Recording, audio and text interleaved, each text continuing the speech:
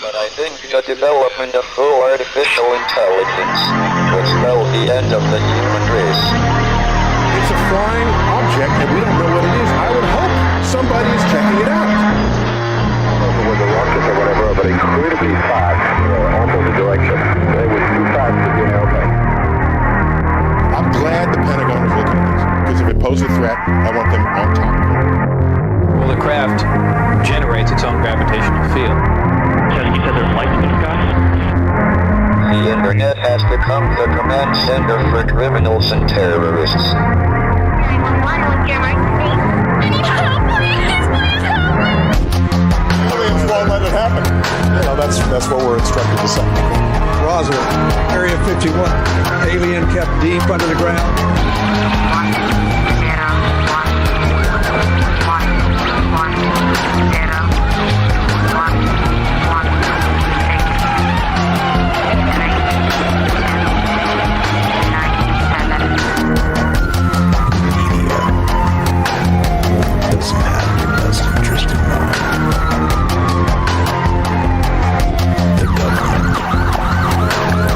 1, self-serving.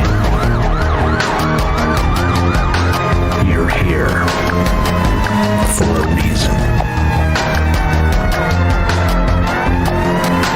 You're listening to Troubled Minds Radio.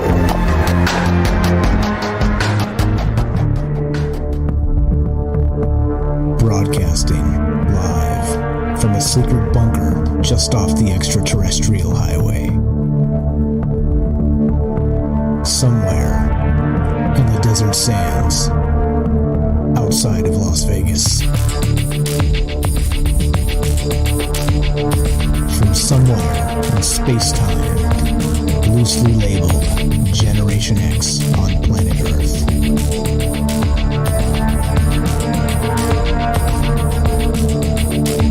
And asking questions of you in earnest into the digital darkness. Yo ho, yo ho. Welcome to Troubled Minds Radio. I'm your host, Michael Strange, and this is the show where we talk about all the things we're not allowed to talk about. You know what those things are? Aliens, conspiracy, the paranormal,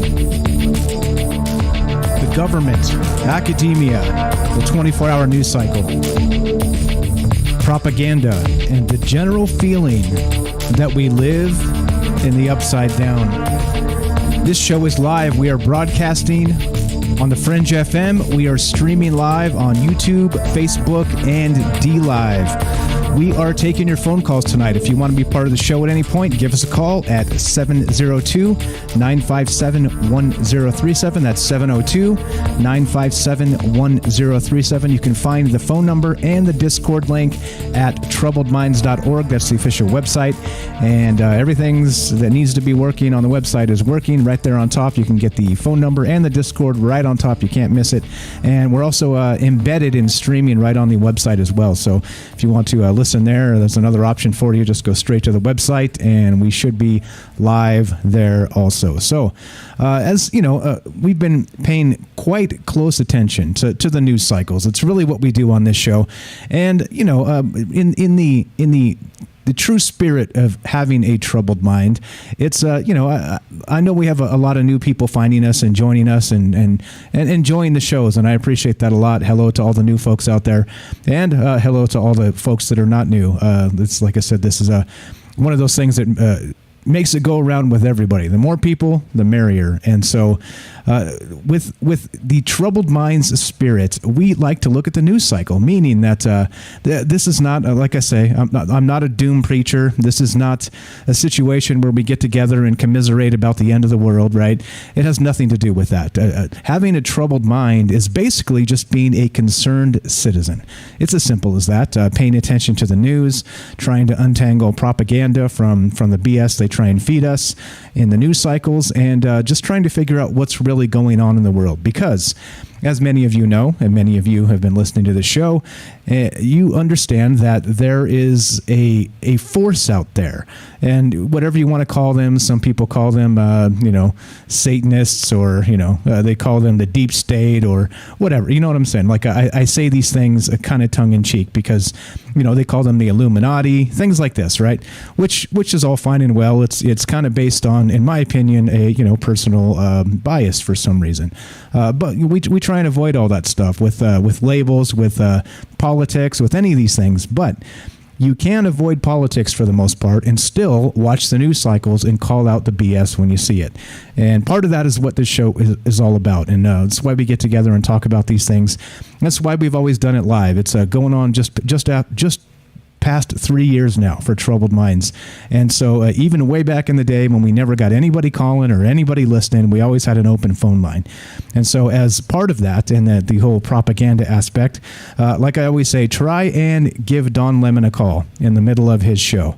You can't, because you won't get through, because they don't have time, because they have hour to hour, wall to wall packed with propaganda, right?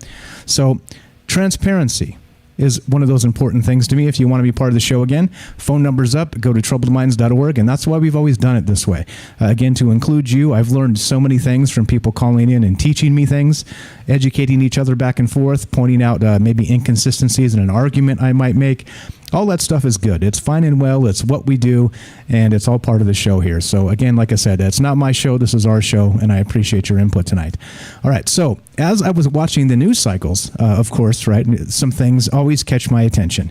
And as many of you know, we do a news show on Monday and Friday at 3 p.m. Pacific on Twitch, and then this show, Troubled Minds, goes 7 p.m. Tuesday, Wednesday, Thursday. So 5 days a week we have shows, and Monday and Friday we do the news. Well, yesterday, we were doing the news show, and a particular article popped up and caught my attention.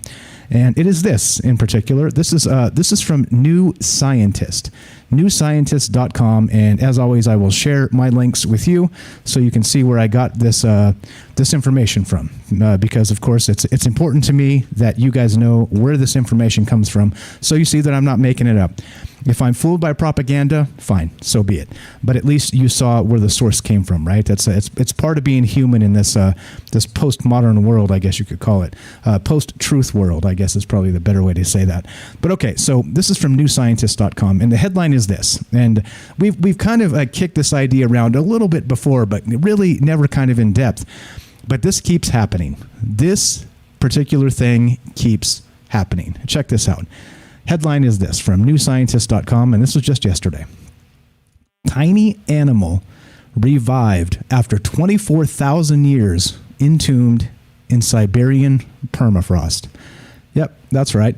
That's right. And this continues to happen, right?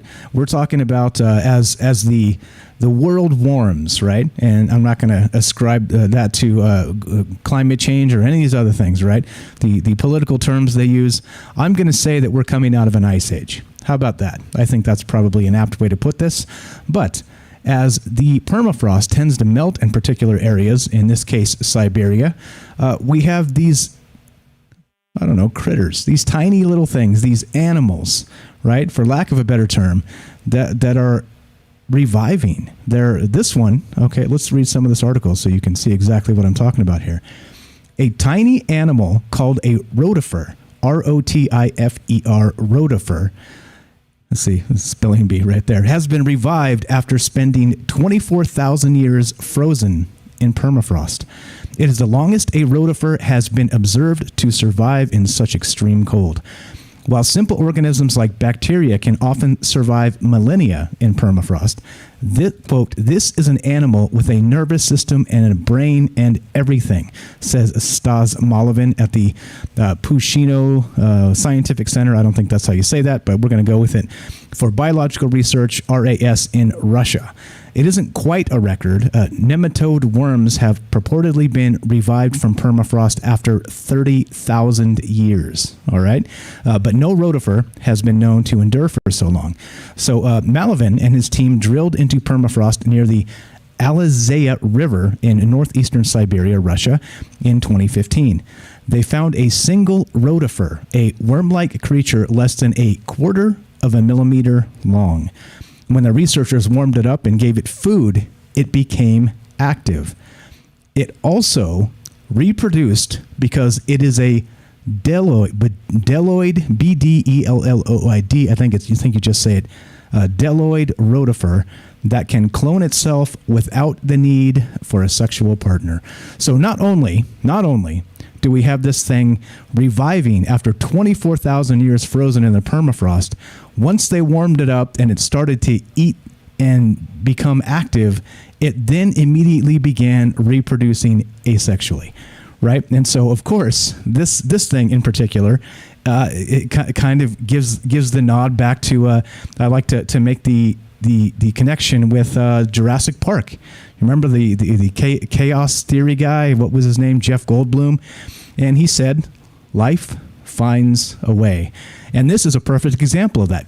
24,000 years frozen in the permafrost, and scientists are able to revive this thing, and then it immediately begins reproducing asexually. Can you believe this?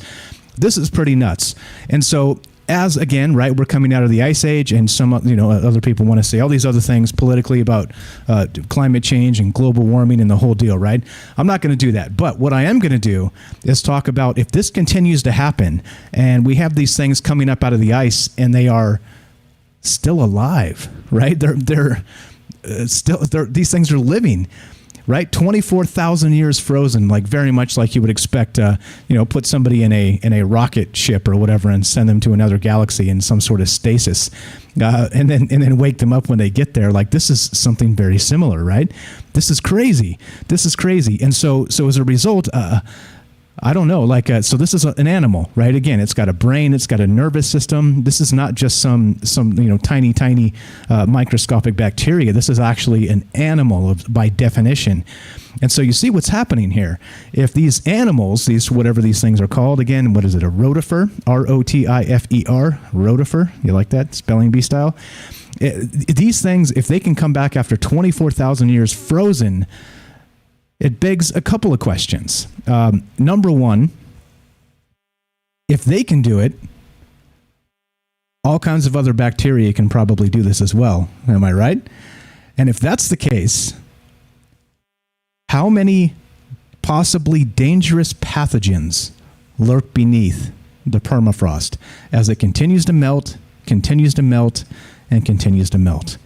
And this is the crazy stuff, right? Because, to kind of take it out to just a step further is, we have that same sort of storyline, like a plot line for the X-Files, right? With the aliens are actually frozen in the permafrost up there in the actually down there in the Antarctic.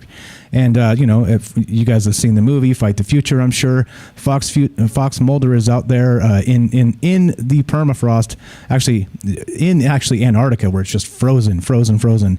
And he's looking for a particular base, right? What are they doing? Well, they're harboring these alien life forms that have been buried in the Antarctic for forever, for who knows. And so that's really what the topic is tonight. And X-Files aside, this is really the way any bad, horror movie begins, with some sort of actual permafrost discovery of an organism that was alive 24,000 years ago.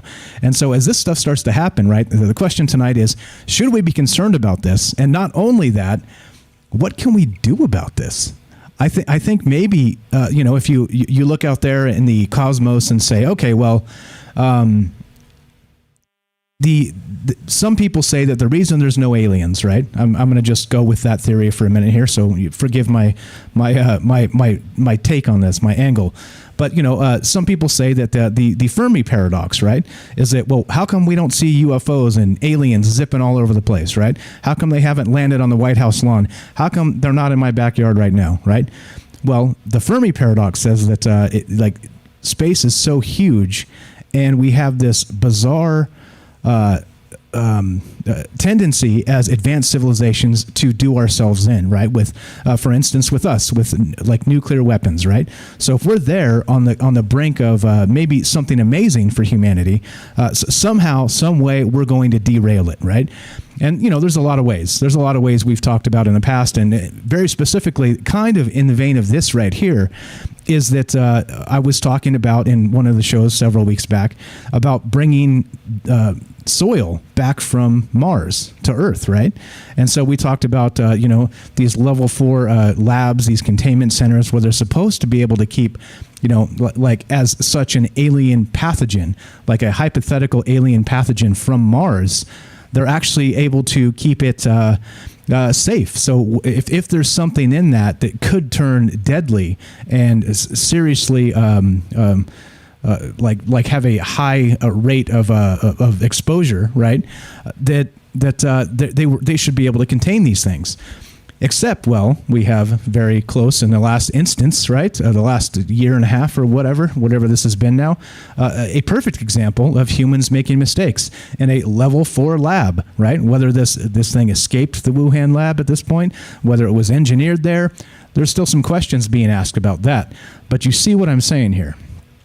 If we continue flirting with things like, oh, I don't know, bringing soil from other planets to Earth, or sometimes if you look at something like this, what can you do about it? It's almost like there's nothing you can do, because as the weather changes, as the climate actually changes, these are the types of things that become resurrected and back in the world. And so who knows, right? Like, clearly, this is a terrestrial organism. However, if we're talking about 24,000 years ago, a lot has changed since then, okay?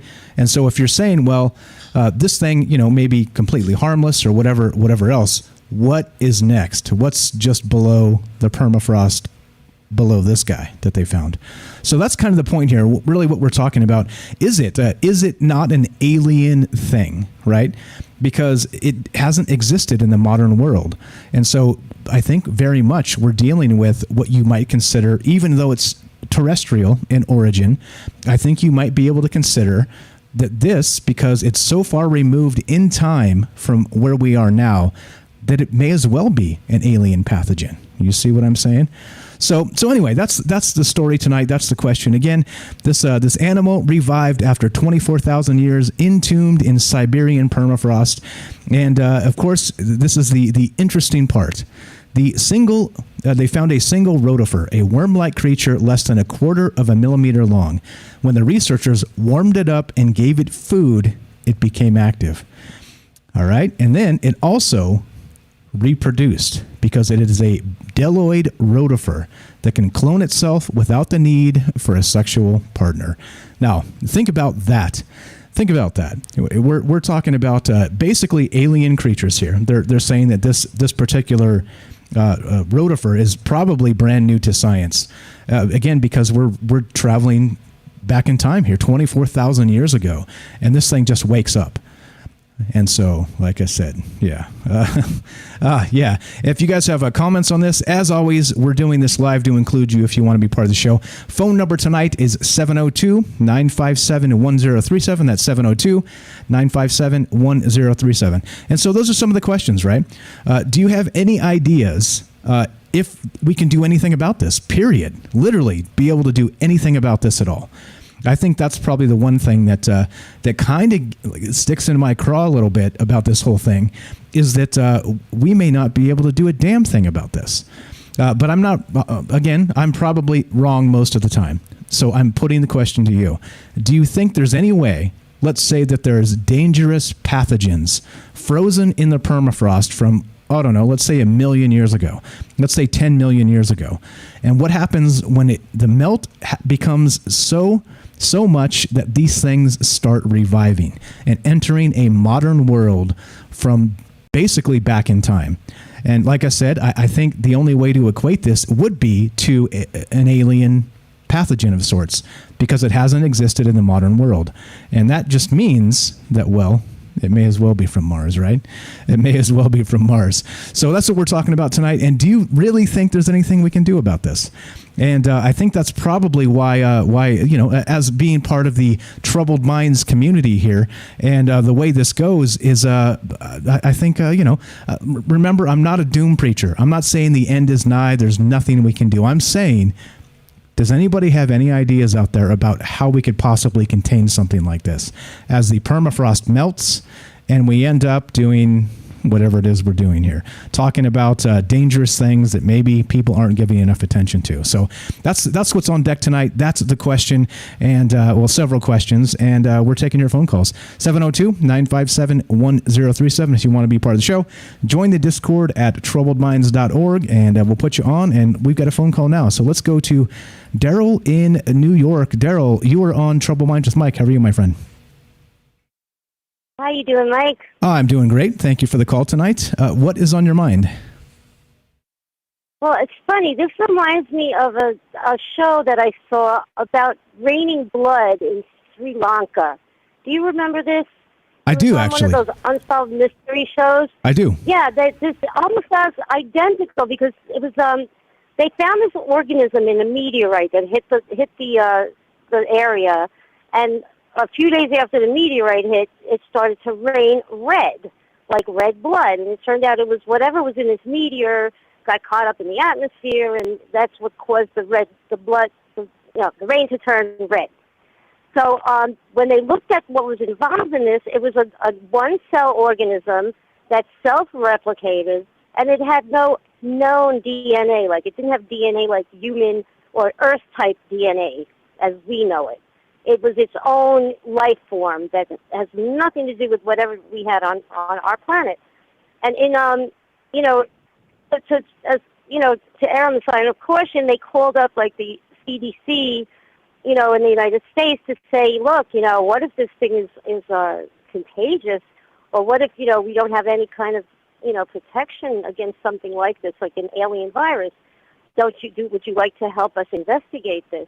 And give us some money to research it. They're like, oh, no, we don't have money for that. We're too busy with gain of function, No, I'm just kidding. I didn't say that.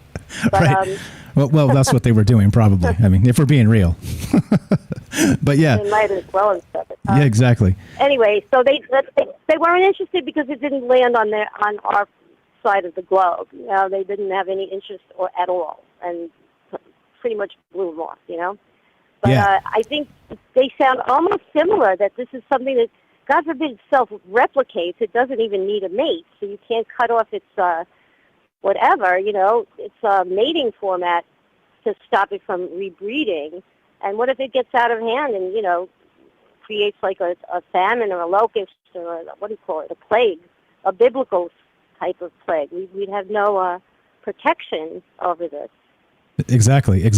Interesting you put it in those terms to bring it back to like resurrecting a biblical plague of sorts, because I think that could be what we're looking at, like specifically because, like I said, like we've said on this show, like you just said, our bodies change, our immune systems are always adapting and developing. And if you get something that the human body hasn't seen in thousands of years, it may as well be brand new again. And so we may have serious problems here, right? Serious problems. Exactly. So it's food for thought. But, if they get their hands on this, they're going to find a way to weaponize it and turn it into something like we have today. I love your enthusiasm. It's before we even know what it is, we're going to make it a weapon. That sounds very America. That sounds very America. Exactly. Yeah. To the powers that be. Exactly. All right, well, anyway, that's my thought for the night. Okay, I appreciate it. Thank you. That's Daryl from New York. Thank you for listening. Thank you for the phone call. We'll talk to you soon. Have a great night. Great thought there. So the question is this tonight then. So if these actual critters, these bacteria, these small, tiny, microscopic animals are basically resurrecting from the permafrost, is there anything we could actually do about this? I think that's the question here. Is there literally anything we can do to handle this? Or is this a situation where maybe our hands are tied and maybe that Fermi paradox exists for a reason because technological civilizations actually end up snuffing themselves out even by accident in a case like this. Anyway, more talk about this weird permafrost business and pathogens and aliens and everything else. This is Troubled Minds. I'm Michael Strange. 702-957-1037. That's 702-957-1037. Don't go anymore. Don't go anywhere, I mean. More after the break. Be right back.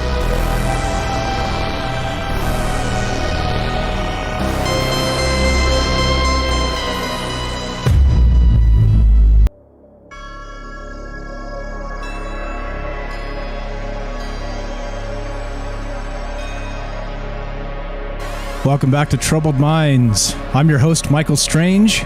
We are streaming on Facebook, YouTube, and DLive. We are broadcasting live on the Fringe FM.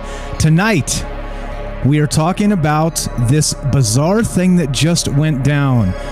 Tiny animal revived after 24,000 years entombed in Siberian permafrost. Can we stop this from happening? Do you think there's any chance? Or is this possibly why there's no aliens out there in the universe? So they tell us. We're taking your phone calls tonight. If you want to be part of the show, we had Daryl call in and kick us off. Fantastic call, Daryl. You're next. If you're out there listening, you can hear me right now. I'm talking to you. Give us a call at 702-957-1037. That's 702-957-1037. And so there's some interesting angles here. Just regarding these whatever these things are, right? This in particular is a rotifer that they dug out of the Siberian permafrost as it was 24,000 years old, as they've discovered, and did some radiocarbon testing on this thing, and it was, as far as they considered it was dead, but they tried to heat it up, to warm it up, to give it some food, and the thing became active. It woke up. So we talk about the water bears, like I talked about on our news show on Monday, is that the water bears get the tardigrades get the very like they're basically known as one of the most robust life forms out there. Okay, they say they can survive the vacuum of space, extreme heat, extreme cold, radiation, things like this, right? And so they're even on the moon, right? Remember that Bereshit lander from Israel that actually crashed on the moon? It had some water bears, or the tardigrades, actually on this thing because they wanted to test and see if they could survive on the moon. Well, one way to test is just crash land into the moon and let them live up there, let them thrive, or whatever's going on up there. But so the tardigrades, the water bears, they get a ton of press for being so robust. Okay, we've talked about these things in that they can live for a very, very long time, and even without water, in some situations, they just kind of shrivel up and become in a dormant state, okay? And they just kind of wait until something happens. They get reintroduced to a water source, or conditions for life become hospitable to them again, and they just basically come back to life. And so that's the type of thing that if we see it in nature and it already exists in something like the water bears or the tardigrades, now we have this example, and this isn't the only one. There's actually other examples recently in the last several years here where this keeps happening. And that's what kind of piqued my interest here, is because this isn't the first time we've talked about this. This isn't the first time this has happened. This article is today. And so, or yesterday actually, June 7th. And so as a result, if this continues to happen and we go, as the permafrost freezes and gets lower and lower and lower, what do you think is down there? Right? I mean, we're talking about millions of years of who knows what the hell is down there. And so is that, to go a little biblical here, would that be the gate to hell as this permafrost melts and you have these critters, these possibly dangerous pathogens that could resurrect themselves with the snap of a finger? And so not only that, right? In this case, you're like, okay, well, it was only one of them, right? There's no big deal. It's one. They can't, it's not a virus. It doesn't, it's not a viral thing. It's not going to attach to a human host and then reproduce and all that other stuff, right? But this one, it basically, once it warmed up and started moving, it reproduced asexually. This thing actually cloned itself. And so just like that, right, you snap your fingers and by accident, let's say they missed this thing, maybe they wake up some brand new, or because brand new is because old, right, because so old, brand new life form, organism, something that can just snap your fingers and, as it warms up and eats and becomes comfortable and starts reproducing, and then they start reproducing, and you know how it goes, right? Everybody knows how the bunnies work. And so, I don't know, this is a little bit crazy to me. But so the question is this: do you guys think there's anything we can even do about this? And I think, kind of like it strikes me as that whole Fermi paradox thing, meaning that they say that advanced technological civilizations end up destroying themselves, and that's why they're not aliens zipping all over the galaxy, because they've at some point or other something has gone catastrophically wrong. And so whether that's something like nuclear war or something like this, let's say they dug up a ancient parasite of sorts, or ancient pathogen, or something that actually just changed the entire scope of the way the civilization worked. That's scary stuff. And like I said, I don't even know if there's something we could do about it. I think that's the problem here. And so maybe it's like kind of like. With the same thing in mind of like the speed of light. There's like a universal speed limit. The speed of light in a vacuum, right? Energy and mass, and as you go faster, your mass becomes larger, and so at some point it just becomes not feasible for organic things to travel that fast. Maybe something like this, right? These things that they're living or in suspended animation in the permafrost. Maybe it's a similar thing, that maybe like a universal law or a rule that basically on planets like Earth or wherever else there might be life, that there's this cycle of things that happen where maybe you end up with situations like this where these dangerous pathogens do resurface. Even though this may have been a long ass time ago, we're talking about specifically if it happens now. I think we all have a good idea of what happens in a pandemic, if you know what I'm saying. But I think in this situation, it may be I don't know, a little bit terrifying, right? I think that's really the point here and the question. But so then as I'm thinking about it, right, I was thinking about it tonight before we started doing this, and I just can't conceive of a single way we could even stop this. Like I can't. Again, I'm not the smartest dude out there, but what I'm saying is maybe you guys are. Maybe somebody out there has an idea how we may be able to stop this. Because think about that. If it is like a cyclical thing. And so, like let's say the plagues of Egypt, like that type of thing, right? The biblical plagues, is that these things are basically bound to repeat themselves based on the weather cycles, based on the ice age's form. Everything's covered in ice. The pathogens lie dormant for tens of thousands of years, and then they start when everything starts to melt and they come back. Like I said, maybe this is part of the life cycle of where we're supposed to be. Maybe this is how things are.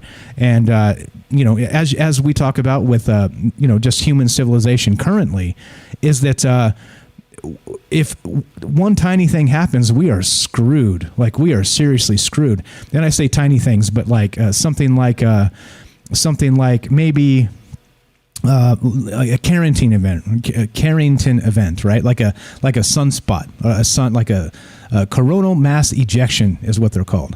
So imagine something like that happens. It burns up a bunch of satellites. It makes them not functioning. Like, our civilization would go to hell in a handbasket. It would happen incredibly fast.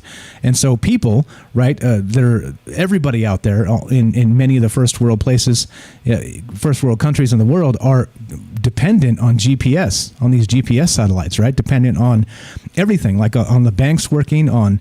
And so if you do anything and you end up,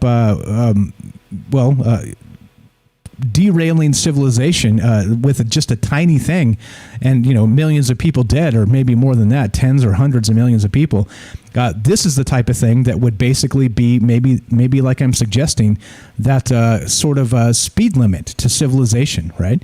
Is that you're not allowed to advance because there's this circular cycle that happens based on pathogens from the past, and until you can actually become, let's say, competent enough to deal with something like this as they develop, then maybe that's why. Maybe that's why, 2 planets over or something, or on Mars, there's not still life as they said there used to be. Who knows? Like, I'm just kind of throwing ideas out there. But like I said, I can't even conceive of a single idea that would stop this from happening, right? If this is literally where we're going to go with this, I think that it's a little bit terrifying, because I don't know how you could bottle it up. We're talking about level 4 labs and stuff like that with the whole Wuhan thing, and that got out of there, right? So again, was it released? Wink, wink, right? Was it intentional? I don't know. But it's almost assuredly came from that lab. Well, again, that's what the propaganda is saying now. They couldn't say it last year. They're saying it this year. So I don't know. But you get these types of things, and I just don't really understand. I don't get it. But that's why I have you. If you guys have comments, questions, you want to talk about this further in depth, maybe we're going to talk about the asexual reproduction here in just a little bit. But if you want to be part of the show, give us a call at 702-957-1037. That's 702-957-1037. And here's the paper, actually. So there's an actual scientific paper from Cell.com that this is where the information came from. Okay, so as you know, when this stuff hits and they start talking about this stuff, there's it usually comes from some scientific paper, right? So that the press will kind of grab hold of this and run with it and do their thing, right? They're going to clickbait the hell out of it because that's what they do. And so, for instance, this is what kind of started this whole thing, was this particular paper. I've linked it in all the chats, and you guys can check it out. But I just want to read this top part to you because it's fascinating. This is exactly what they're talking about. And let's see, let's get that off the screen. Specifically, why this news story happened now. Okay, so here we go. The summary of this paper, again, like I said, this is from Cell.com, and this is where this whole thing started and how this got into the news cycle. So in natural, permanently frozen habitats, some organisms may be preserved for hundreds to tens of thousands of years. For example, stems of Antarctic moss were successfully regrown from over millennium-old sample covered by ice for about 400 years. Likewise, whole campion plants, Campion, were regenerated from seed tissue preserved in relict 32,000-year-old permafrost, and nematodes were revived from the permafrost of 2 localities in northeastern Siberia, with source sediments dated over 30,000 years old. These bdelloid rotifers, microscopic multicellular animals, are known for their ability to survive extremely low temperatures. Previous reports suggest survival after 6 to 10 years when frozen between negative 20 degrees to 0 degrees Celsius. So here in this report, we have the survival of an obligate parthenogenic bdelloid rotifer recovered from northeastern Siberian permafrost, radiocarbon dated to 24,000 years ago. This constitutes the longest reported case of rotifer survival in a frozen state. We confirmed the finding by identifying rotifer actin gene sequences in a metagenome obtained from the same sample. By morphological and molecular markers, the discovered rotifer belongs to the genus Adineta, Adineta, and aligns with a contemporary Adineta vega, isolate collected in Belgium. So the experiments demonstrated that the ancient rotifer withstands slow cooling and freezing for at least 7 days. We also showed that a clonal culture can continuously reproduce in the laboratory by Parthenogenesis. Now again, right? This is about as much as you want to read of a scientific paper ever, because they start throwing in some doozies of some words. I struggled a little bit there, but as you can see though, like this happened, and they talked about this happening back in 2015. But just now, this information is hitting the news cycles and the light of day because the paper has come out and they've done all the actual science on this. And but yeah, so again, it kind of begs the question, right? So if we have these actual pathogens that could in this case it's not a pathogen, it's an animal. But if we have this happening and there's a situation where these things can actually reproduce asexually like this one did, which is again like back to Jurassic Park, right? Was it Malcolm? Ian Malcolm, I believe, was the character's name. Jeff Goldblum. Life finds a way, right? And so I think this is part of the weirdness of just the world we live in. And let's see, hold on. There's let's see. Of course, a bunch of articles are suggesting climate change risk and all the rest of these things. I'm not going to get into the rest of that, but let's see. I'm going to pull this up, and what are we talking about? Let's talk about, where is it? Do I not have it? Yeah, let's go with this one here. Let's go with this one. So I pulled up a couple articles actually just looking at this asexual reproduction thing, because there are instances, of course, very much like the plot of that Jurassic Park, right? The original Jurassic Park, where so not only did the dinosaurs escape from the park itself, right? They were also reproducing asexually, because the humans thought, oh, we're so smart, we're only going to make the dinosaurs all female, right? And that way they can't reproduce, and so we're able to control the populations and all the rest of this, right? Well, the best laid plans of mice and men, they say, right? So this here, if you're not familiar with this, many of you probably are, but I just want to make sure we add it to the show as just kind of a basis on what is actually happening out there. Now, this is what this is, and this is from the actual science of Jurassic Park. Okay, asexual reproduction requires no fusion of gametes and needs only one parent rather than two. Instead of introducing variation, the offspring is genetically identical to the single parent. In the book analogy, which they're talking about Jurassic Park, it's like the single parent photocopying two copies of each of the chapters, so they are exactly the same when compared to each other and when compared to the parent itself. Individuals produced by asexual reproduction are known as clones. Now that kind of turns this into a little bit more, let's call it terrifying. Clones. Right? We can take this into Star Wars and cloning and all kinds of weird stuff. But the bizarre part is this has nothing to do with any of that. Like, this is a natural process, all right? An actual natural process. So we'll get into, of course, some of the things like some of the little more fun things with this. Talk about that black oil and the buried in the Antarctic in X-Files as we go tonight. But again, I want to hear from you. Do you think there's anything we could actually do about this?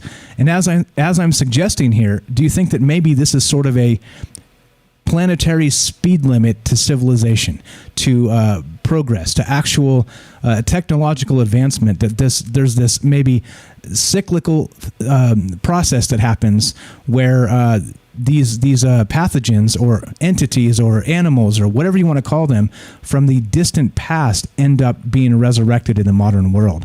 And of course, as a result, like I said, we saw in the past year and a half the pandemic, or whatever you want to call it. We see how people react to this type of thing. Can you imagine if it was 10 times worse, right? If it was 100 times worse, like, who knows? Like, this could be really, really, really bad. So anyway, this is, let's see, did I link that? I did link that. Okay. So in any case, that's what we're talking about. And here's another one. So this is from animalogic.ca. And this is 6 surprising animals that can change sex, right? Of course, because they have to, be able to adapt to the natural world. And if they cannot clearly find mates, then you have to be able to reproduce somehow, right? And so this is an interesting thing that again, it's not even like you would expect it to be. It's not even do this in a laboratory or anything. This actually happens in nature. Pretty crazy stuff. So here we go. This is let me just burn through this real fast. Still taking your phone calls tonight. If you have comments on this, what do you think? The main question in my mind about this is it seems like this is inevitable. That's the statement. But meaning, is there anything we can do about this? Is there anything at all we can do about this? Because this, like I said, coming out of an ice age, it seems like, you can't just like bottle up the Siberian permafrost. It's out there and it's going to do its thing and it's going to melt, right? Literally coming out of every single ice age. So it kind of makes you wonder is if maybe there was maybe an advanced civilization like some people have suggested with maybe Lemuria or Atlantis or places like this, like ancient, like millions of years ago type thing, that were somehow maybe wiped out. Possibly, I'm speculating, of course, and making a huge claim here, but maybe wiped out by something like these pathogens that are cyclical every several tens of thousands of years or even millions of years. Who knows? But I hate to say that's our fate here, but interesting stuff. So here we go. This is I'm going to burn through this real fast. Still taking your phone calls tonight. 702-957-1037. Click the Discord link. TroubledMinds.org is the official website. And let's see. Here we we go. Let's go to this article real quick and talk about this. So 6 surprising animals that can change sex, right? Fish, they say, fish. Of all the sex changers in the animal kingdom, fish are the most well-known. For clownfish, it's very much a man's world because all clownfish are, in fact, born male. The most dominant male of the group will become female. There will only be one female per clownfish group. If she dies, then it's normally down to the largest male to change sex and take her place. And so you see, right? It's very similar here, is that nature finds a way to adapt, even though male and female and these things for reproduction, they end up being, let's say, what would you say? Fungible, maybe. I don't know. Interchangeable. Okay, so here we go. Fish, right? Oh, fish, no problem. Corals. I didn't know this. Did you know this? To jump to something a little more obscure, in 2008, it was discovered that mushroom corals can also change sex in both directions. In comparison to fish, very little is known about the sex lives of corals, although it seems quite common for polyps to bud off from the parent in a form of clonal reproduction. Whether this ability to change sex will be discovered in other coral species remains to be seen. And of course, right, I see somebody in the chat there in the Fringe Discord putting Alex Jones with the frogs, the frog memes. Yeah, I think we'll get to frogs in a sec. But anyway, so more animals that can actually change sex here. Number 4, slugs. All right, again, I didn't know this. Did you know this?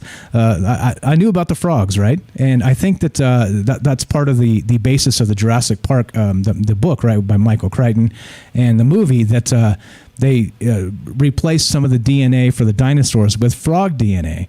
And so as a result, some of these frogs were able to change sex based on whatever they needed to happen, right, to reproduce. And so that frog DNA that was built into the dinosaurs, Jurassic Park clearly is this fiction, but it allowed the dinosaurs, even though they were all female, to reproduce somehow. So here we go. Number 4 is slugs on this list. Amongst animals with a weird sex life, slugs are surely right up there at the top of the list. For slugs, it seems choosing one sex isn't just enough.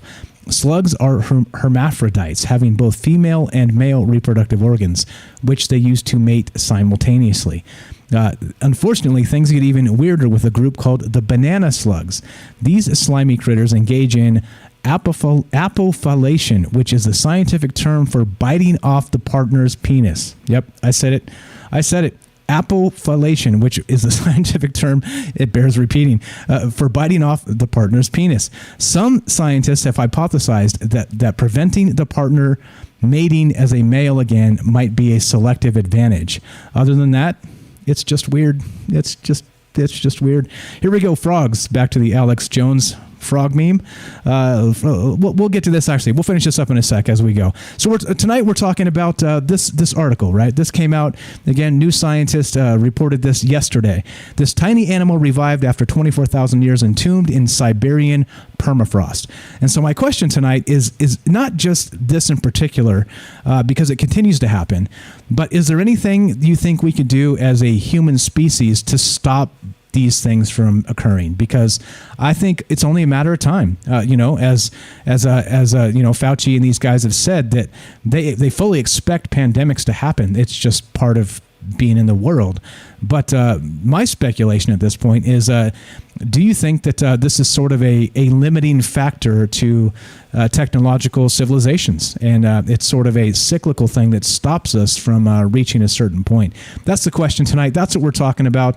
And of course, we are taking your phone calls. If you want to be part of the show tonight, give us a call at 702-957-1037. That's 702-957-1037. This is Troubled Minds. I'm Michael Strange.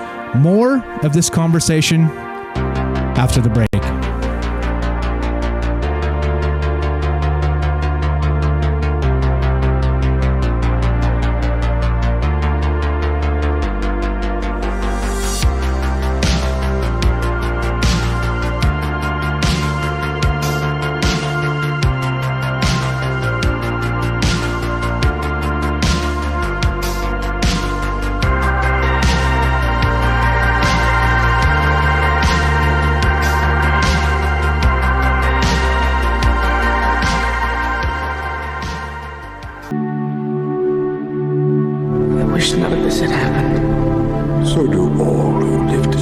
its times, but that is not for them to decide. All we have to decide is what to do with the time that is given to us. There are other forces at work in this world, Frodo, besides the will of evil. Bilbo was meant to find the ring, in which case you also were meant to have it. And that is an encouraging thought.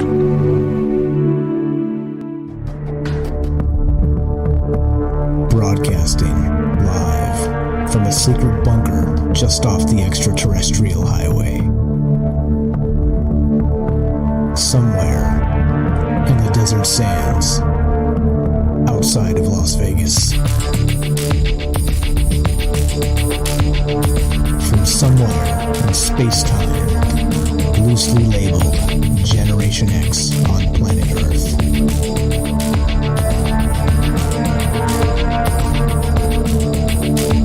And asking questions of you in earnest into the digital darkness. Good evening and welcome to Troubled Minds Radio. I'm your host, Michael Strange, and this is the show where we get together and talk about all the things we're not allowed to talk about. We do this Tuesday, Wednesday, Thursday at 7 p.m. Pacific. We stream on DLive, Facebook, and YouTube, and broadcast live on the Fringe FM. Taking your phone calls tonight if you want to be part of the show, 702-957-1037.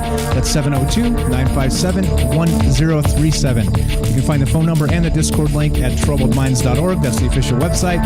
And what we're discussing tonight is more information in the news here.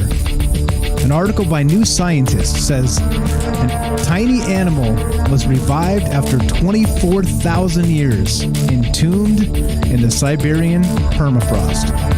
24,000 years. And it got me thinking, is this part of the natural life cycle on Earth? Meaning that just like there's a universal speed limit of sorts, is there an actual, maybe a limiter? Maybe a cyclical limiter, a biological limiter that keeps advanced civilizations from reaching the point where they're long-term and sustainable. And again, so the question for me is that can we do anything about this? And if we can't, clearly, I think this may fit my theory there, is that there's some sort of a actual, like a biological limit based on just the time frames of pathogens that have maybe been buried in the permafrost, maybe pathogens that are yet to be rediscovered from a million years ago type of thing. Like Kelly said in the chat there, I was reading the chat during the break, and Kelly said that, that's just the Siberian permafrost. Wait till Antarctica starts melting and some of the things down there start to get out. So who knows? I mean, if that's like, we're talking millions and millions of years ago, like we're, 24,000 years, this thing coming back to life is nothing, like literally nothing. So I think that's what we're doing tonight. We're talking about that, discussing whether there's anything we could even do about this. I think that's the question that probably bothers me the most about all this, is I'm not sure we can. I just don't think that, given the technology we have and just, so many people on the earth, that if something like just horrific gets out, let's call it an alien pandemic of sorts. I'm just not so sure. I'm not so sure we could do a damn thing about it. So we are taking your phone calls tonight. If you want to be part of the show, I'm asking for some ideas out there. Do you think it's possible for us to contain something like this with the melting permafrost? Again, like I said, if you want to talk about global warming and climate change and that type of thing, fine. The climate changes. It always has. It's always going to continue. And so when it goes in these cycles, these pathogens or whatever these creatures are, they seem to resurrect. They seem to come back into the modern day life, for good. What would you say? For better or worse, I guess. For better or worse. Now we got Rohan on the horn here. Are you there, buddy? Rohan, test 1 2. Yeah. How you doing, buddy? Just unmuted. What's up, my man? Welcome to the show. How are you tonight? I'm not too bad. How are you? Okay. So I'm enjoying the show. It's a good one. Thank you. This is there's a lot here, right? What do you think about this permafrost stuff? Do you think that literally there's any way around this? I mean, to me, it seems inevitable. Am I wrong there? Wow. Back me off the cliff. Wow. Help me out. No, I'm with you, but not. I am and I'm not. I see what you're saying, but at the same time, I'm with that. Like, okay, I trust life and the universe. Do you know what I'm saying? And I often think it's the meddling that we do that screws things up. Do you know what I'm saying? Because nature seems to, like we said before, life finds a way. Yeah, and life wants to get more complex and interconnected. You know what I mean? It's a creational universe. So, do you know what I mean? I don't think we need to worry. We would have been wiped out already, wouldn't we? Do you know what I'm saying? Well, I think that's sort of my thinking. So you're right, and so there you go. Thank you for backing me off of that edge. So we've persisted somehow, but I think that you can go back in certain points in history, and there were a lot less people, and maybe the population ebbs and flows, and you can look at something like the Black Death in Europe, right, when it killed like 1 out of every 3 people in Europe or something like that. But there are things like that. Yeah, but sorry, go ahead. I was just going to say, yeah, and they talk, at least in Britain, they talk it was the fire of London that kind of burnt it, separated things a bit. Do you know what I mean? To sort of slow it down, but obviously that's all debatable. Yeah. And I think this idea it's been explored before though. So this triggered me. I got triggered, Mike. But it triggered me in a good way. There was an old black and white film I saw as a kid, and I've been trying to look it up for the whole show, and I can't find it. And basically they found it's old black and white film. They found an ancient humanoid species they didn't know. Somebody cuts the finger, blood gets on the bone, the flesh starts regrowing, and this thing's like some really hard to kill Neanderthal. Do you know what I mean?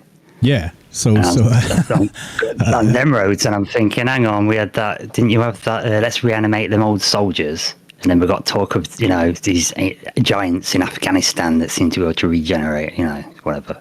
And it's like, then it brings me into that. What is in Antarctica? Could it be the old ones? There's ancient titans in there. The Stargate is buried in Antarctica that actually will bring in Cthulhu. Yeah, I mean, like, who knows? Like literally, who knows? I mean, Earth is so old, and it's still even young by universal standards. It's still like again, I think partially it's fun to kind of go out there on the limb and think about that stuff. But then it's also, it's like I'm saying with this, I like how you said it. Life finds a way. All right. So you could even say that, in a negative aspect like this, like the life finds a way, and it might be the pathogens. It might be the asexual reproduction. It might be these things kind of recreating themselves, a resurrection of sorts after, let's say, 1 million years or something. Right. But then also, I think you're right. So not just that, I think in the same span, I think that, the human beings are in some capacity maybe more robust than we give us credit for. And so thank you for walking me back off that cliff. I appreciate that. Yeah, and you've kind of already had practical experience of this with the Wim Hof stuff. So you know about sort of these hidden things. And I was just talking in Discord with someone about that sense where people are staring at you. And that's a known thing, galvanic skin response. So we have got stuff going on. Yeah, it must definitely. have been pretty rugged people built America, didn't they? They were a lot tougher than we are these days. I think that's easy to say, though. Yeah, definitely. So I get what you're saying with that, because I don't know if you're familiar with once the Earth, at one time, the Earth got a runaway snowball effect where the whole planet was covered in ice. And it basically created greenhouse gases, and then the volcanoes melted it off. But during that time, the ocean life, they were doing great. Because some of this ice was like glass, so light was still getting through, so they were loving it, but they had no predators. And I see what you're saying there. If you get one of those things, like in the film Life from 2017 with Ryan Reynolds, they find a sample, a probe that's come back from Mars. The ISS goes and checks it out, and this thing's so OP, it's responsible for why there's no life on Mars. It's such an overpowered thing. Its whole body grows rapidly, it learns rapidly, its whole body is a muscle and a brain. So they just don't know how to deal with it. Do you know what I mean? And it just takes over everything. It ends up, the twist at the end is it ends up going in the wrong shuttle. They try and get rid of it, and it's going to crash on Earth. So it's like Earth's going to get decimated by one life form. Do you know what I'm saying? So it's scary to wonder, Well, exactly. But then, so we are coming out of an ice age, all right? And so how much of that is, this whole climate change thing? And like I said, I don't want to get into that can of worms. But so regardless, it's melting no matter what. So I think that's part of the scary part about this is specifically not just this critter, like this one's harmless, right? As far as we're aware. But then what about the ones that are not? And kind of that back to that whole, X-Files, black oil, the alien pathogens, this type of thing. And like I said, it doesn't even have to be alien at some point, because if it's literally been gone from the face of the earth for 1 million years and comes back, it may as well be alien, right? I think it may as well be for sure. Exactly. And I like the point that Darryl made straight away, because that's military thinking. Let's weaponize it. Because that's the first thing you think from a defense perspective, isn't it? What can you do to hurt people with it so we can defend against it? But then that takes me to Prometheus, man. And I'm like, what if you find one of them down there? Some old canister. Oh, look, it's a Baghdad battery. Crack that baby open. And the gin from the days of old, you can't let the genie out of the bottle because you can never put it back. That's right. You're done. You're done. Yeah, maybe. And so I don't know. Like, I've talked about in the past on a show actually bringing a pathogen from Mars accidentally, right? Because we clearly won't know what it is until it gets here. Because we're going to have like a robot scoop it up and then have some kind of plan to bring the thing back. But then once it gets here, you really don't know what's in it until you take it into a laboratory and put it under the microscopes and do all the the radiocarbon and all the stuff on it, right? So I think exactly, yeah. But so with that said, it's the same sort of situation with like Wuhan, right? It's the same thing. So like we're talking about a level 4, that. Right. Go ahead. Yeah, no, I was just thinking that same thing. I was like, well, how? I don't know. You don't need to answer this, but how far do you trust NASA to get things right? How far do you trust them to have stringent protocols and do things just right for our best interest? How far do you trust, like say, a bio for weapons lab? I mean, what comes out of weapons labs? Do you know what I'm saying? Yeah, well, exactly. And where'd they get it from? How are they weaponizing it? What are they doing to it? Like there's a lot there. There's a lot that's clearly happening too. Like they're doing these things. This is not. And these are not accidents. I've seen a story recently where there was something to do with, I'm going to butcher this, but there was something to do with biologists to figure out how to program cells. They don't know how it works, but they can make it happen. So they're just going to do it, even though they don't know the function or what it's going to, what the impacts are. It's a bit like that. You don't know what electron exactly is, but you can make it do stuff. They figured that out with cells. So it's like they're just going to go ahead and do it.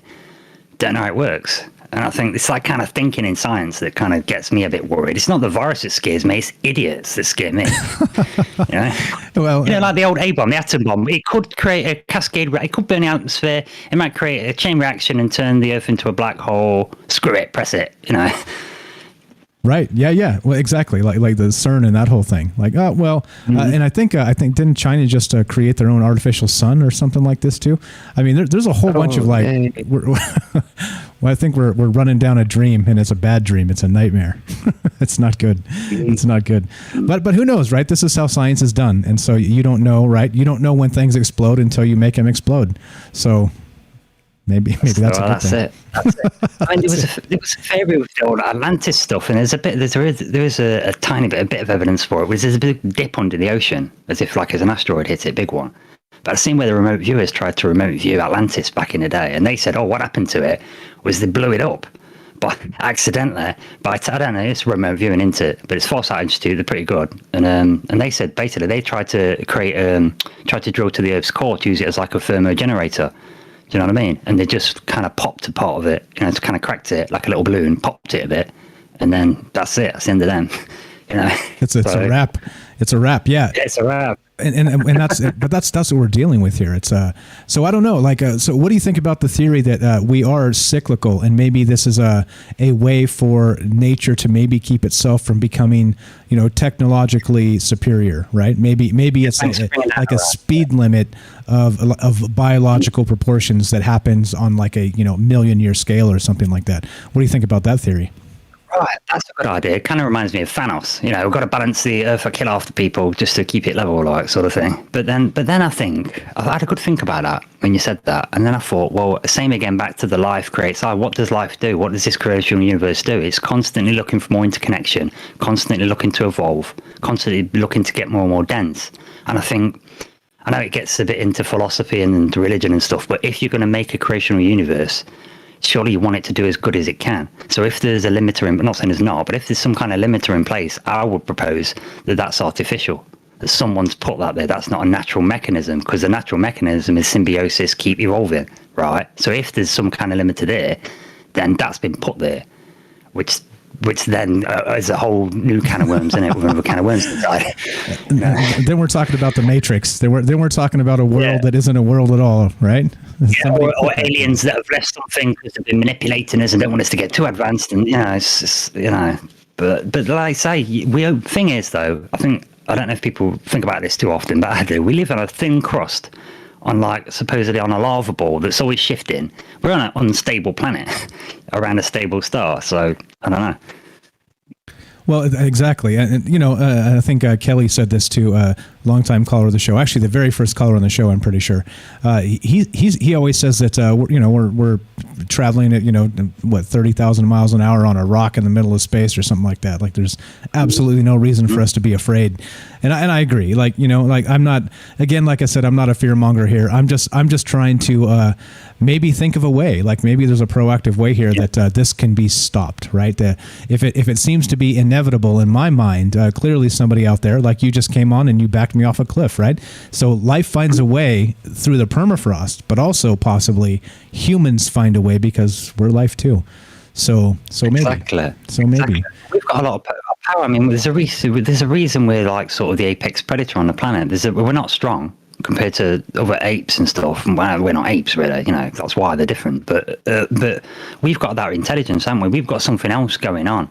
Whatever you want to call it, spirit, soul, some extra consciousness, human neocortex, whatever the reason. We've got a lot of the capacity to do a lot more. We're not like sitting in equilibrium like all the other creatures, finding a perfect niche. We're redefining the environment to suit us. So you don't want to knock that one off. And that's where ancient aliens and stuff does met in sometimes, because it's always like, oh, we can't do anything.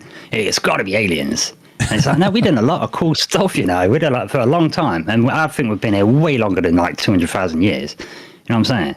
Yeah. And even Graham Hancock was talking about the ancient coming out of an ice age. He says he's finding tons of evidence that an ancient civilization was there, and survived. Right, exactly. So why wouldn't some of them survive? Yeah, no, I agree. And so human innovation, I'm going to tack onto that, like you said. So I live out here in Vegas. Everybody knows that. And just southeast of here, there's the Hoover Dam. Now, I've never been to Egypt and actually saw the pyramids with my own eyes. But let me tell you something.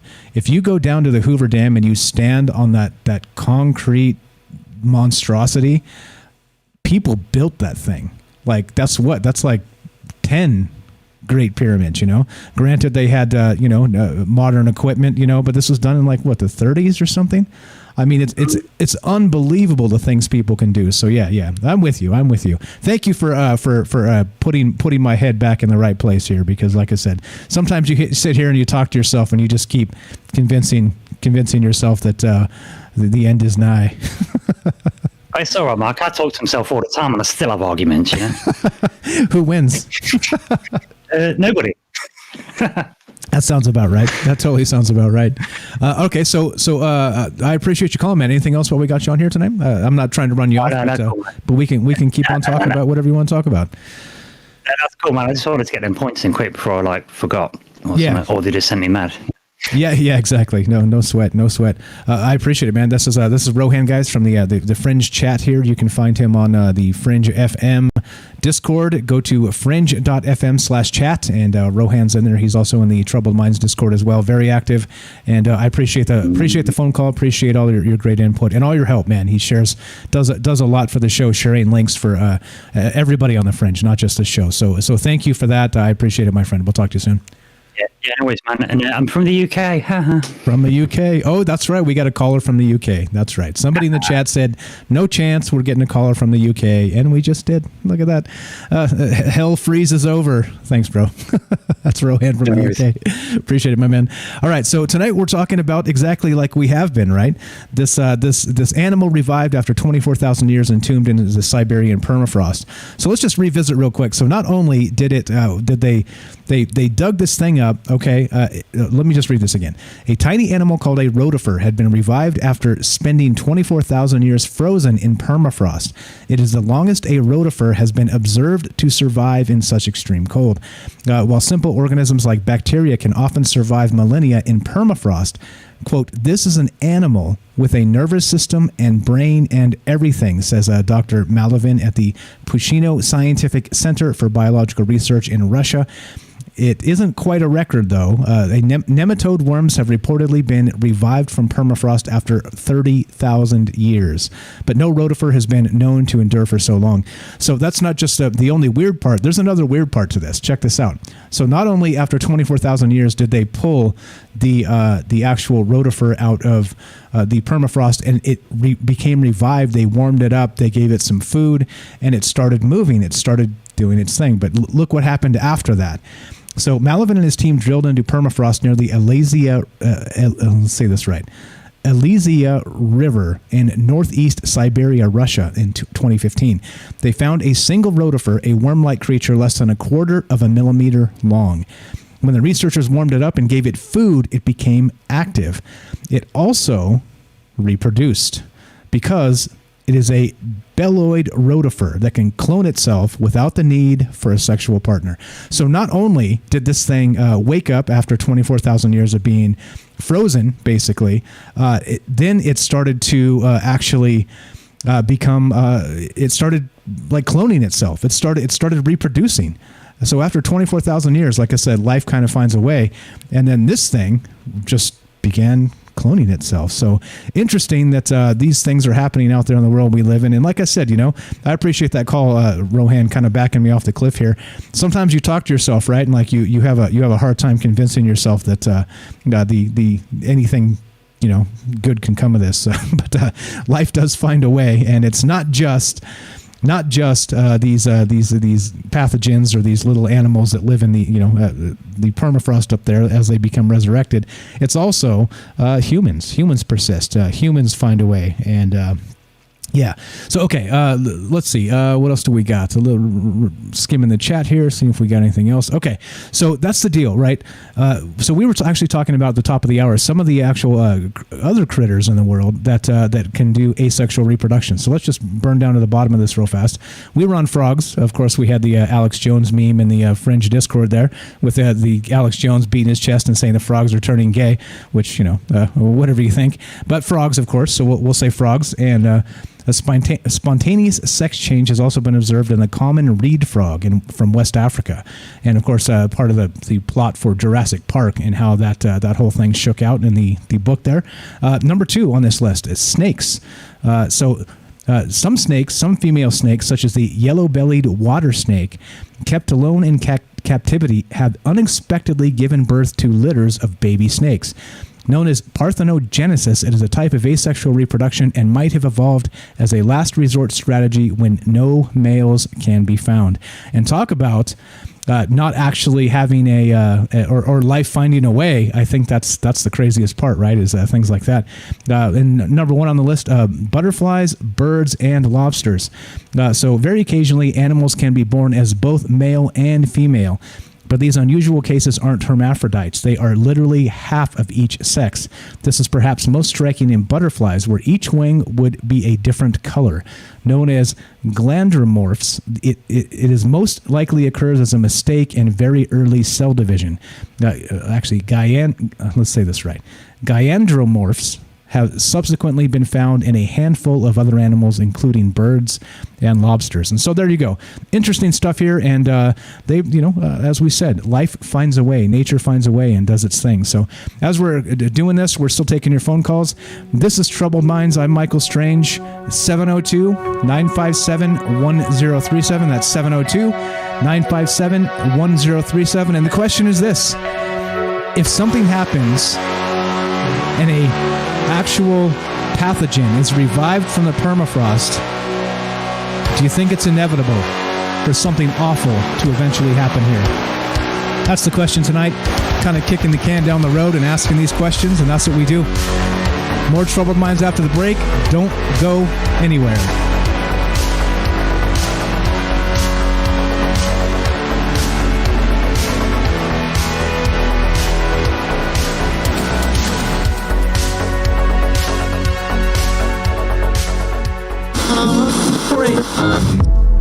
The truth is out there, and so are we.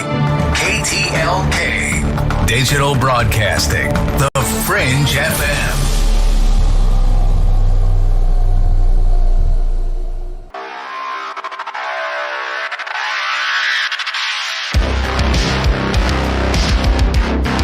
Welcome back to Troubled Minds. I'm your host, Michael Strange. We are streaming on Facebook, DLive, and YouTube. We are broadcasting live on the Fringe FM. Tonight, we are talking about this tiny animal revived after 24,000 years entombed in Siberian permafrost. And of course, if there's one thing, there's another thing, and there's going to be more of these as we come out of this ice age. Again, like I said, global warming, climate change, whatever. The climate always changes. It has always changed.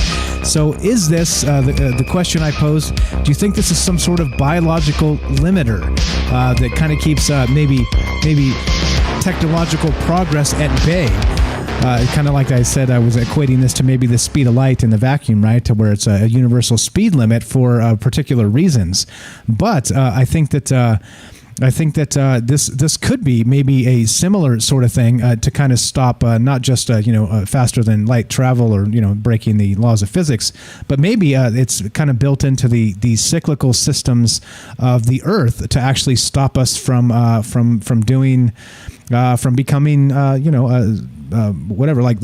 super technologically advanced, because of course you'd have to really be super advanced to avoid something like this as it happens. So there you go. We're taking your phone calls tonight, and one more segment on Fringe, which is about 25 minutes or so. So if you want to be part of the show, 702-957-1037. That's 702-957-1037. Let's go to Matt in California. What's up, my friend? You're on Troubled Minds with Mike. How are you? Good. How you doing, Mike? Doing very well. Hey, interesting topic tonight. So I just want to talk about the X-Files, because you said you were talking about the movie, but there's actually an episode of the X-Files. It's like the 6th episode of the X-Files, and it's where Mulder and Scully go to this lab in the snow. I don't know where it is, in Antarctica or somewhere, Alaska, in the snow, and everyone's already dead. And they find, it's exactly what you're talking about. It's like they found a worm in the permafrost, and it's like a parasite that attacks people and makes you, I guess it like turns you evil. Like it like uses you as a host. And Mulder and Scully had to figure out how to beat it, and they do, of course.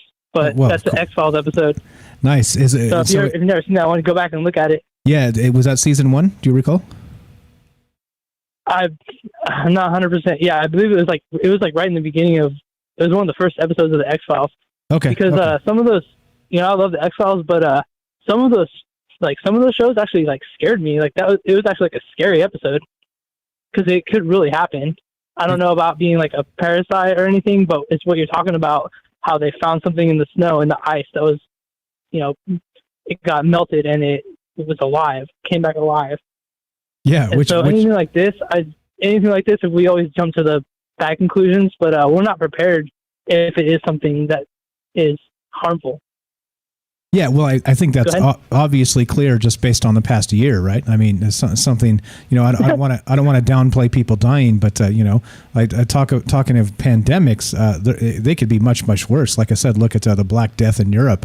I mean, clearly a different time and a different age and all that, but I mean, these things could be actually horrific. And so I guess the good news is that even without vaccines and modern science and all the rest of that. Humanity found a way through that, so maybe that our strength lies in numbers, and I mean dead soldiers. Hate to be morbid, but maybe that's it. We can win with numbers here. I don't know. Go ahead. Sorry. I don't like to be all doomsday, but I mean, like I said, we weren't prepared if it's something bad, but maybe it could be something good. You never know. So I just want to throw out that X-Files episode, because if you've seen it, it's exactly what we're talking about tonight. It's like a worm in the snow, and it breaks loose. And Mulder and Scully beat it. So yeah, of course. Do you know what they did? Right. Do you know how that concluded? Can you spoiler alert us? How did that happen? Maybe there's a clue for us. That's all right. If you don't know, that's cool. They cut it out. It's like crawling in your skin, and they like cut it. Oh, they isolated themselves because whatever the pathogen, the parasite was, it made you violent. Like not a zombie, but like made you like violent and like lash out to people. And so they were killing the other people there, but they isolated themselves. They like hid away because you can't trust. You don't know they didn't know who was infected and who wasn't. There's no way to tell. And they isolated themselves, and I think they end up cutting it out of people, like with a knife, like sedating them and holding them down and cutting the worm out, and then like stepping on the worm and killing it. And that's how they beat it. And then they end up like somehow getting a signal out, and they come and save them. Nice. The good old fashioned knife. Sometimes old technology works, man. Matt, I appreciate the call. I just wanted to put that out there. I appreciate it. Anything else while we got you on the phone? No, just thank you for that. I just wanted to talk about the X-Files. Right on, bro. Have a good night. Right on, bro. You too. Thanks for the phone call. That's Matt from California. If you guys want to be part of the show, we're taking your phone calls tonight. 702-957-1037. That's 702-957-1037. And we're talking about this permafrost stuff. And it happens, it hits a news cycle from time to time. Again, this is from New Scientist. And, the tiny animal revived after 24,000 years, entombed in Siberian permafrost. And just like Matt said, right, the X-Files episode, this became a problem, right? This became a problem. And of course, I asked how they defeated it because, well, maybe now I need to carry a knife around with me because you never know. You never know. We're going to have to cut a parasitic resurrected worm from tens of thousands of years ago out of your friend. You know what I'm saying? So anyway, all right. So part of this, so the weird thing is this. So not only, again, if you guys are just joining us, I know people come and go in these radio broadcasts, but this is what we're talking about tonight. So this tiny animal was revived after the 24,000 years entombed in the Siberian permafrost. But so not only did it come back to life, they warmed it up, they gave it some food, and it started moving. But then, crazy enough, it started actually cloning itself, like reproducing asexually, this thing. And so, right, again, it was only one of them, but maybe this thing could resurrect an entire whatever, like bring back millions of these things just by this asexual reproduction thing. So you never know. I think that's part of the problem here is that as the permafrost tends to melt and continues to melt, like I said, ice age coming out of it, it's a normal thing, guys. It's a normal thing. It happens every ice age. It happens, right? It freezes and then it melts. So here we are. But okay. And so this thing is whatever this thing is. And if it can actually just start reproducing all by itself, well, we have a problem, don't we? Only if this thing's dangerous, which, of course, they think this is not dangerous. It's nothing like that. But you get my point. You see what we're talking about here. And we were talking about Jurassic Park a little bit and how, the best laid plans of mice and men with, of course, it's fiction, very much like the X-Files that Matt said is fiction. However, a lot of these things are based on actual science, right? Because, of course, that's how you make the scariest movie, right? You base it on something that could plausibly happen, which, of course, would be something like this. And so who knows? As this continues to happen, like there's a few articles here about it. The rotifer, this is from Gizmodo. I'm going to link a couple of these if you guys want to read up on this. The actual scientific paper itself, which is pretty good. If you guys like that, you can check it out as well. But I mean, so basically, my question is this. How do we stop this? How do we stop these things from happening if it is a natural cycle as part of the Earth? And maybe there's a way. Maybe there's no way. I don't know. But like I said, these ones so far haven't been dangerous as they've melted out of the Siberian permafrost. But as it continues, and these things continue to do this resurrection bit after thousands of years frozen, what could be there? What could be underneath? What could be part of this? And of course, all this in the news, this actually hit the news yesterday, this particular rotifer and the 24,000 year thing and the permafrost, but it came from a paper actually from 2015. And so here's the actual scientific paper. If you guys haven't seen that, I'm linking it in the chat. And I read just a little bit of the summary when we started tonight, but I'm not going to do that again because the words are really big and it's really boring. So in case you're into that, there it is. There's the actual paper where this came from. So, all right, what else do we got? So then we were talking about the science behind Jurassic Park, and not just maybe resurrecting dinosaurs, right, through DNA and the rest of that. but also the actual reproduction asexually, as these things, this rotifer, as they call it, is resurrected from the permafrost and then immediately began cloning itself through that asexual reproduction. So interesting stuff here. So anyway, that's what we're talking about tonight, and we are taking your phone calls. If you want to be part of the show, you know what to do. Give me a call at 702-957-1037. That's 702-957-1037. We'll put you on the show, and you can talk to me and whoever else might be listening out there. And like I always say, you never know who might be listening, because like I say, I look at the podcast stats and there's people that listen in China, and I crap on China quite a lot. So it makes me wonder who's listening in China. Anyway, all right. So here we go. This some good stuff with the science of Jurassic Park and that asexual reproduction thing, right? Remember, they spliced the DNA with frog DNA, and then they were all female in the Jurassic Park, and then they thought they were so smart because then they wouldn't be able to reproduce. But then, of course, the dinosaurs started laying eggs all over the place because, well, as Ian Malcolm said in the movie, life finds a way, and I think there's something to that. So we were talking about the actual animals as well that can change their own sex, right? And so this is not as rare in nature as you might expect, right? So a fish is one, corals was another. We got slugs, frogs. Of course, frogs with the Alex Jones and the water makes the frogs gay. We got snakes that can actually lay eggs without a male in some cases. We've got butterflies, birds, and lobsters. All kinds of different things that are able to change their sex and possibly reproduce asexually. So that's what's up. So if you get these things out of the permafrost and then you snap your finger, they don't even need a host. They just start reproducing. That's a little bit frightening if you ask me. So there you go. Phone numbers up. Looking to hear from you guys. A few great calls tonight already. Looking for a few great more. 702-957-1037. Let's see. So then this is from actual worldcrunch.com. And so clearly this is one of those things where it is a risk. I think this is a risk going forward. I think this is something that we have to pay attention to as we start becoming more and more technologically savvy as people. Is these types of things are that could be extremely dangerous, including the pathogens here. And here's one. So this is from worldcrunch.com, and this is actually a little bit old. This is actually from way back in 2003 when they were talking about this. And check this out. So deadly pathogens frozen for tens of thousands of years in the soil of the Arctic Circle suddenly freed and reactivated because of global warming. It sounds like science fiction, and indeed, U.S. author Christy Eshman imagined a similar scenario as the premise for her 2015 thriller, The Laptev Virus. All right, and I know, talking about viruses is not so funny these days, but anyway, in it. Eshmahan imagines an oil company that, while drilling in the far north, accidentally releases a megavirus that's been dormant in the frozen tundra for 30,000 years.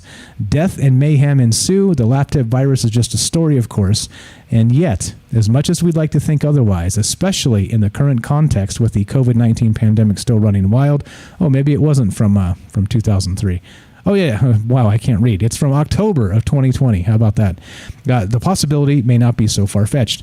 That, at least, is what French scientists Jean-Michel Claverie and Chantal Abrigel, co-founders of a research laboratory in Marseille, warn after successfully reactivating two virus, right? Both harmless to humans that they discovered in the Siberian permafrost. So this stuff is happening. It isn't just related to this particular rotifer that was just found, right? What we've been talking about all night. These things are actually happening, and they're actually reactivating these viruses and bringing them back, basically resurrecting them, and bringing them back into the current sphere here, in the current what'd you call it? The current time frame. And so if they can do it, right, here we go. So permafrost, of course, is the name given by geologists to this perpetually frozen and therefore impermeable soil that covers no less than a fifth of the Earth's surface, including half of Canada and Russia. It's also a real Pandora's box when it comes to microbial life. And that's the point here. That's really the point. Quote, unlike sea ice, Permafrost offers all the conditions required for microbial life to be fully preserved for tens or even hundreds of thousands of years, says Claverie. By that he means the absence of light and therefore ultraviolet radiation, the absence of oxygen, which acts like a powerful disinfectant on microbes, a negative and stable temperature, and a neutral pH level, among other things. And so the researcher recently returned from a mission in Yakutia, I don't know how to say that, the region of Siberia where the permafrost reaches a depth of up to 1 kilometer. The deepest layers are more than 1 million years old. And that's exactly what I'm talking about here, is that, we're talking about 24,000 years ago. They're able to resurrect this thing, okay? But now they're saying that there's parts of the deepest layers go back 1 million years, over 1 million years, and that's the type of stuff that actually makes you worried, makes me worried anyway. So what it says, diseases that no longer circulate, such as smallpox, officially eradicated since 1980, could reappear and even become endemic again. Quote, but that's probably not the worst case scenario, Claverie warns. The researcher explains that against diseases such as smallpox or anthrax, with which we are familiar, we have a measure of protection in the form of vaccines and or antibiotics. But what happens if the melting permafrost unleashes unfamiliar bacteria or viruses? Quote, there could be pathogens with which the immune system of Homo sapiens has never had to co-evolve, Claverie says. And there you go. That's real science. And I'm not making this stuff up. It's just interesting to me that when this stuff continues to happen in the news, that I don't see a plan for this. I don't see a task force being created in Washington, the Siberian Permafrost Task Force. You know what I'm saying? Wink, wink. You know what I'm talking about, right? But these are the types of things that probably should, we should probably have like an international watchdog group or something that's going up there and maybe, who knows? I don't know. Like, what would you do? Like I said, how would you stop this? I think that's the thing there, is how would you stop this? That's the question. And so, other than, maybe be positive, well, being positive doesn't really stop terrible things, do they? They do not. Exactly. What's up, Richard says, yeah, actual science, right? So let's see. I don't know.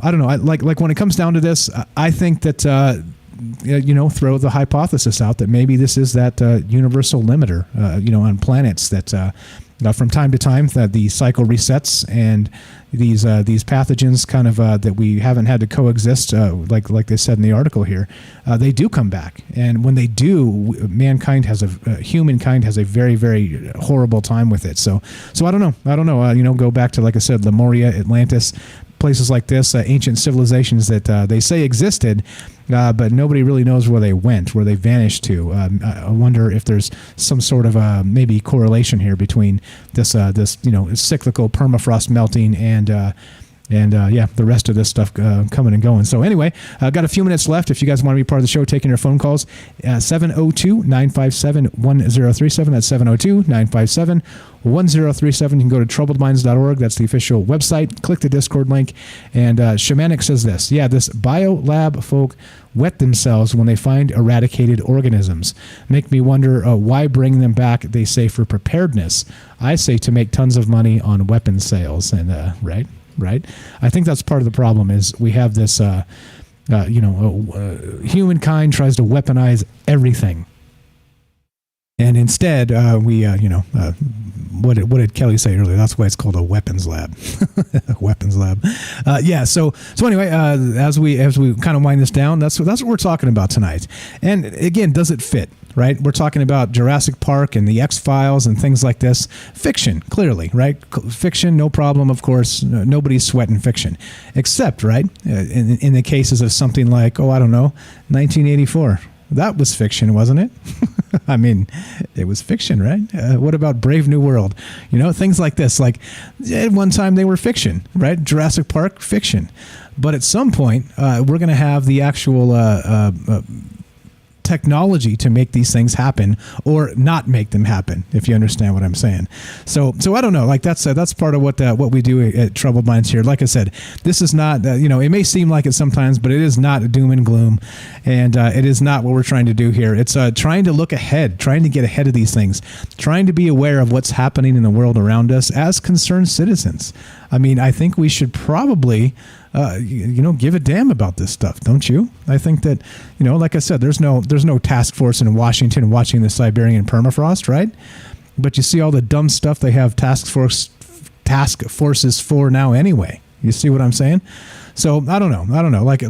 Like as always, it kind of comes down to just a situation of being prepared, of knowing what's going on, and all the rest of that. So there you go. Not humankind. Frankenlabs. Frankenlabs equals money in the chat there, Richard.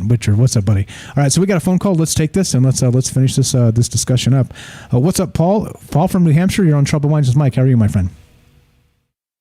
Hey, Mike, how are you? Good to hear from you tonight. You as well. What's you've been listening, I hope. What's on your mind with this permafrost and pathogens and all the rest of this? I have. I have been listening, and boy, there's again so many ways you can go with these things, and great subject though. I mean, because I think, I was recently talking to a friend of mine about, what's going on this planet and what's happening. And, are we the petri dish? But, when you bring up science, I think some of these things have already been proven that, you have genetic alteration going on. You have these things where we can, maybe create dinosaurs. Like you said in Jurassic Park, here we're going to go with, take some frog DNA, mix it up with a mosquito that was set in amber, and next thing you know, we got a brontosaurus walking around. Would that be a good idea? I don't know. Now I guess we get into the point of who's playing God here. Again, so many ways. Is it religious? Is it scientific? I'd like to go with the science part of that because I guess it's more provable. It's more relatable to people that can see actual evidence of these things happening, like animals that change their sexes. And like you said, I love that thing you were talking about, the guy from Jurassic Park there saying, life will find a way. Well, life has found a way, and here we are. And now we're talking about viruses, too. If it was that simple, I think we wouldn't be talking about it because, I'm always going to go to where I go, and that's the UFO thing, the place where, right now we're talking about fear-mongering on the fact that UFOs might be real. I mean, 6 months ago, we were all told that disclosure was coming, and now here we are living in a pandemic from a man-made virus. And I'm pretty confident that I can put out the evidence to prove that it was probably man-made. And I think you're probably on the same path as I am. But I think my point is that if aliens wanted, or if the world, if it was a soul thing, if we really are living on a prison planet, I think that's a good way to go here, is this prison planet type or petri dish that people like Linda Moulton Howe have put out of, all these different types of animals, insects, fish, the coelacanth that survived through thousands of years to eventually become unextinct, the condor, many species on this planet, right down to hominids, the missing link, that all of a sudden you have this chosen path where this is taken, that this seems to me that there's got to be some kind of intelligence inside.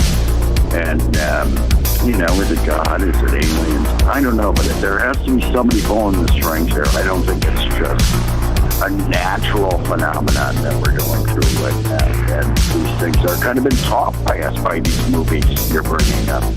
Totally. Hey, Paul, we got to go. So if you want to hang around, you're welcome to. I can mute you. We'll come back to you after we're finishing up here. Sounds good, Mike. Yeah, I can do that. Okay. Hang tight. We'll be right back with you. All right. Check this out, guys. This is Troubled Minds on Michael Strange. Tonight we were talking about all kinds of fun stuff. It's what we do. If you want to be part of the show, Tuesday, Wednesday, Thursday, 7 p.m. Pacific. Thanks for listening tonight, guys. I appreciate it a lot. Be sure, be strong, be true. From our troubled minds to yours, have a great night. Stay tuned for Joe Roop Lighting the Void if you're listening on the Fringe FM. If you're not and you're on Facebook, YouTube, and D Live, one more hour of Troubled Minds coming up. Thanks again, guys. We will see you tomorrow night. Have a great one.